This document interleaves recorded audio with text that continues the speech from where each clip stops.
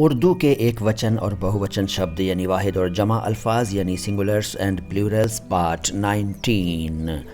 तक़रीब कार्यक्रम, तक़ारीब, तनाज़ा विवाद, तनाज़ात, तअस्सुर प्रभाव, तअस्सुरात, तकल्लुफ़ औपचारिकता, तकल्लुफ़ात, शुबह संदेह, शुबहात, तशरीफ़ प्रतिष्ठा, तशरीफ़ात, तरमीम संशोधन, तरामीम ताज़ीर सज़ा, ताज़ीरात, तअस्सुब पक्षपात, तअस्सुबात, जरसूम जरसूमा, सूक्ष्म जीवाणु, जरासीम, हज़रत श्रीमान, हज़रात, हाफिज़ रक्षक और क़ुरआन को पूरा याद कर लेने वाला व्यक्ति,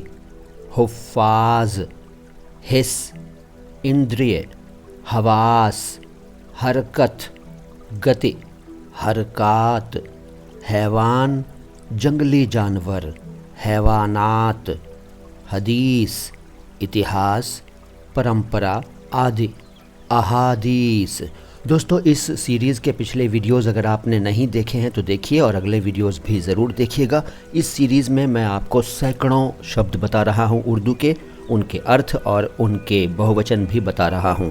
देखते रहिए माय हिंदी माय उर्दू। मैं हूं मोइन शम्सी। शुक्रिया।